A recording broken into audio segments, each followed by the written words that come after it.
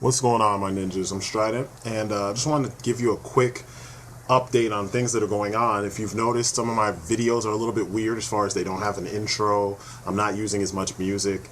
Ever since I joined Broadband TV, YouTube has been attacking my videos. I got a strike for what was it? My Avengers, that old video where I was showcasing the soundtrack, or the score, I'm sorry, to the Avengers. I had the Avengers main theme, and they said I was infringing on copyright. I mean, the strike's being removed because I explained myself, and they went back and actually looked at the video and saw what I was talking about. But I'm trying to, play it safe until I can find suitable music that, the copyright can belong to me, or I can have permission to use the music. But it's bullshit because I'm never telling you guys that I own the songs, like I made the songs that I'm playing on, my videos. So, bear with me. Pretty soon I should have something put together, and my videos will go back to being, their regular level of whatever you guys think they are. So, be it awesome or not so awesome, or in between the awesome, whatever it is, I think they're pretty good. So I'll call it my level of awesomeness or insanity, if that's what you want to call it. But yeah, just a quick update about things that are going on. I apologize if it kind of made the video seem weird.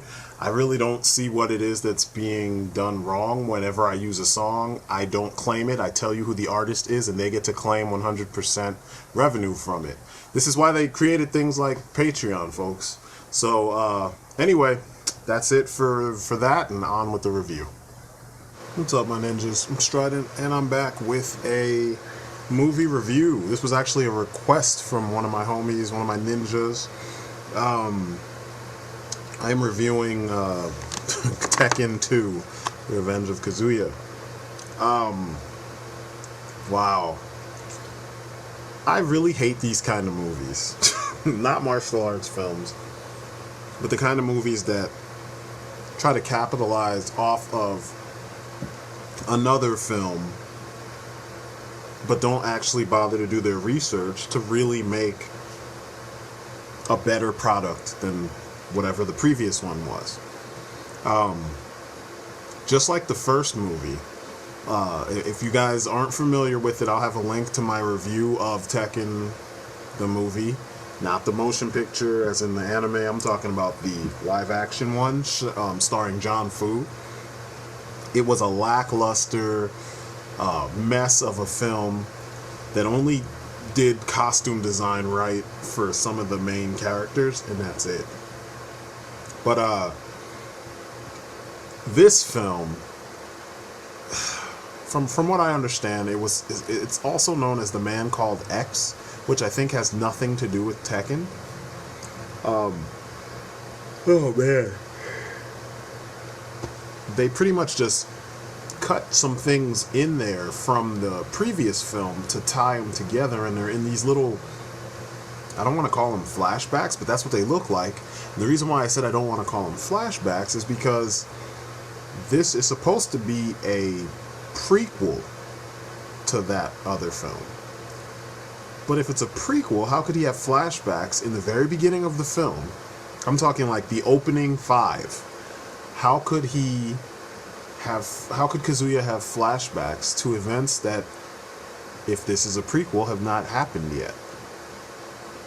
So yeah, from just the opening of the film, it's a mess. I mean, I love Kane Kosogi, and I love his Sho Kosogi. I love seeing him fight. If you want to see a good example of his abilities, you need to watch Ninja 2 Shadow of a Tear, or Blood Heat or Muscle Heat, depending on which version you can find.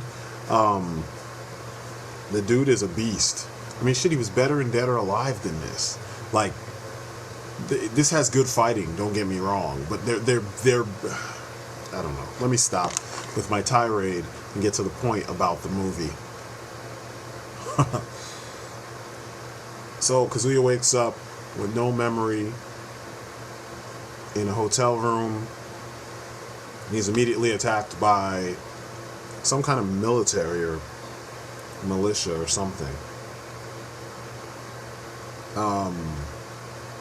After he beats them, he gets hit by a car and ends up being taken to this base where Radeshra. I don't know what his he's called the minister. I'm sorry. Playing the minister, kind of introduces him to this world. There's a narration before all this where Cary Tagawa, who plays Heihachi, or played Heihachi in the other one, I'm assuming he's Heihachi in this, he explains that Tekken City, I was about to turn this shit off when I saw that, but Tekken City is where all the strong live, and everyone else was forced outside of its walls. So if you're forced from Tekken City, you have to live in the slums outside of it. The minister is kind of like a boss of these slums, and he has his 3 chicks that do his bidding for him. One slutty, blonde chick in a schoolgirl costume, a brown-haired chick, like a brunette, in kind of more street clothes. And then there's another one who doesn't look as slutty as the first one, but she's got long hair, and she just seems serious. She seems like she's actually a fighter outside of this. And I could be wrong. I did no research on these individual actors because I wasn't impressed at all, if you can't already tell. But essentially, it's one of those. And there's these little things in here that I guess cleverly you could turn into ties to the original Tekken film, because Kazuya had both Anna and Nina, and he was humping both of them in that film. So in this film, that dude has the 3 hot chicks, 2 of which are his daughters and 1 is not. Maybe this is what gives Kazuya the idea that he needs to have a bunch of hot chicks that run around with him in the film universe, because that's not at all how Tekken works. It's not how Kazuya works. It's not how Nina and Anna work. So it's just really weird how they did this. So from what I'm trying to gather from all this is essentially this group that kidnaps him, that's led by the minister, they train assassins, and then he uses them to do his bidding. Kazuya's trying to figure out who he is and what's going on, and I'm assuming that the what's his name? The minister already knows, and that's the whole point of him, screwing with Kazuya and whatnot. Now, I'm gonna stop there, and I'm not gonna give away anything else because the movie is not really that good. The action choreography is okay; it's serviceable, but there are some hints at how great Ken Kosogi is, but it was kind of wasted on this film. You'd think by now Tekken has a roster of over 40 characters. By now you'd think somebody would say, we need to just fill the entire film with all those characters in some way, shape, or form. Some of them are joke characters, some of them are not, some of them are serious, some of them are important, some of them are not as important. It all depends, but they're all there. Some of them have kids, some of them have, grandparents, uncles, aunts, brothers, sisters, students, whatever. There's so many ways that you could make fans happy by introducing so many of these characters in some way, shape, or form, Say what you will about Tekken Blood Vengeance, but at least they introduced a bunch of the characters from the actual, Tekken universe. They didn't just say, we're going to make up a whole bunch of new ones. Yeah, they made up that horrible Shin Kamiya character, which they shouldn't have even bothered with, but the rest of the cast was still made up of actual characters from the Tekken universe. This, Brian Fury, and then Heihachi, and that's really it. Besides Kazuya. So it's like, why? It's a low-budget film. If you're not going to make Kazuya even look like Kazuya, not to say the dude couldn't just do his hair in that way, but you're not going to have to take the time to actually make Kazuya feel and look like Kazuya. I mean, this dude didn't even put the scar on Kazuya's chest. Now, we all know he had the scar since he was a kid. that was the first indication that this clearly was supposed to be a different movie, and someone took the, bought the rights to it and released it under the Tekken name. They referred to him as K in the film. That could have been anything. It could have been a King of Fighters reference. You know what I'm saying? Like, there's so many little things that just, it's like, oh, we could use this in this way, but we're not going to do it in this way. I don't know. It's just, it's frustrating. The movie is kind of, it's a waste. As far as, and I hate to say that with all the time, because choreography is difficult, and to get all these people to know, to do what they're doing and to do it right. And then for them to, actually do it well enough that they got paid and the movie was made, and then the movie sucks. It's a shame. And I've never understood why Kane can't get a break when it comes to good movies. I mean, dude has been in the martial arts game since he was like 9, maybe 8 or 9 years old, probably younger. And he just can't get a movie that showcases his skills, like a movie where he's the star and it showcases his skills to the umpteenth degree, and it gets the kind of accolades that, we see other guys get. I mean, Scott Adkins has gotten a few, and he played the bad guy in one of those, in the first movie, the first big flick that he was in. I mean, he's been a thug in a lot of films, but I mean, he was Boyka in Undisputed 2, and all of a sudden he became the hero. I think Kane deserves the same thing. And yeah, I know I used to call him Kane, but Kane is money, and I kind of don't think that that's what Sho Kosugi intended.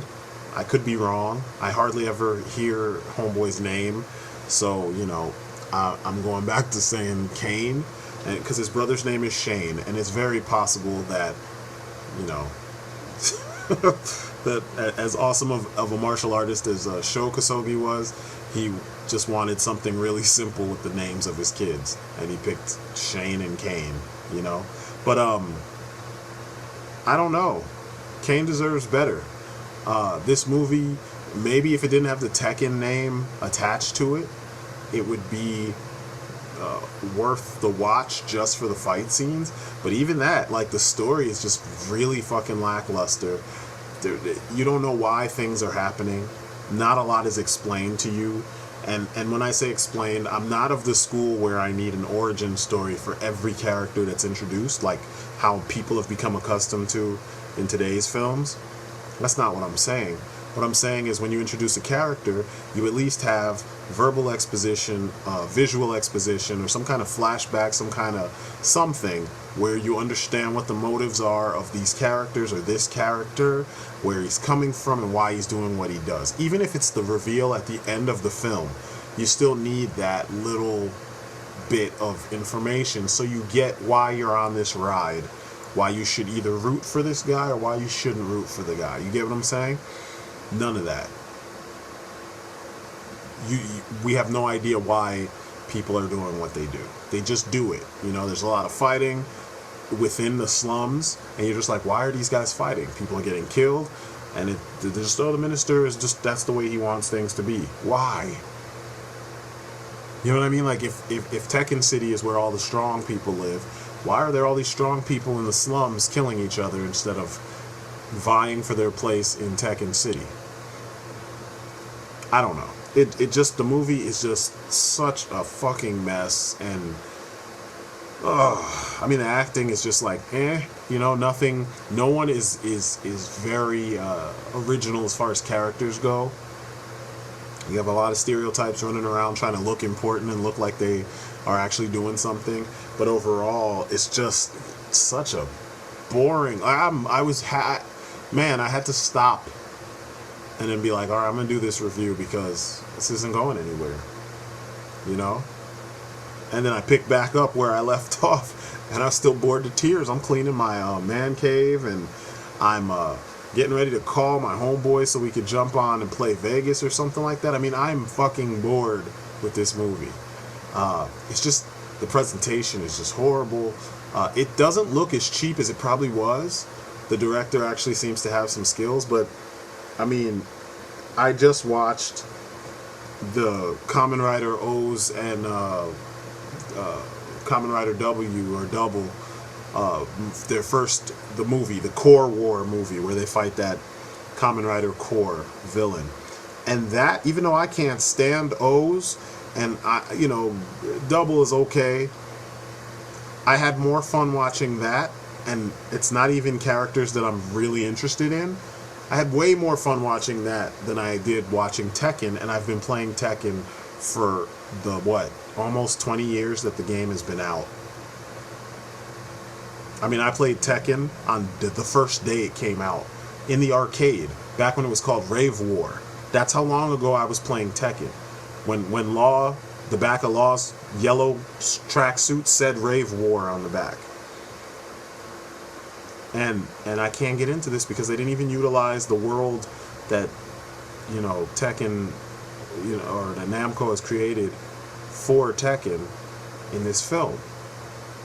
And the sad part is not too much of what's in the game would be too difficult to replicate in film form, especially when you have some of the CG that they used, like when they cut away to these far shots of the city and whatnot from different vantage points, and you're like, wow, you actually spent time, someone modeled this shit, and this is what you used your CG for. It's just lack of vision, lack of an understanding of the source material, lack of an understanding of the characters within the source material. It's almost as if they only knew of a handful of characters, and that's why they did what they did. But this is a pass. I don't even need to really go into too much more detail. You can tell when you look at the trailer, you can tell from all the pictures that you're going to see, there's a lot of pictures that show shit that's not in the movie, like this picture I have here. This isn't from the movie. It's not. So do yourself a favor and just avoid this so you're not missing anything. There are better examples of Kane Kosugi's work. There's really nothing that kind of redeems this film. It's pretty annoying at best. So the Tekken 2, Revenge of Kazuya, ignore it, please. Save yourself. That's my story, and I'm sticking to it. I'm Strident, and this has been my review of Tekken 2, Revenge of Kazuya. Don't waste the time. If you want to see something better, get Ninja 2, Shadow of a Tear, Undisputed 2 and 3. What else? Ninja in the Dragon's Den, that's an oldie but a goodie. Duel to the Death, Pedicab Driver, Once Upon a Time in China 1 through 7. I could go on for days. There are hundreds of better choices than this. So anyway, that's it for me. You've been great. Peace outside.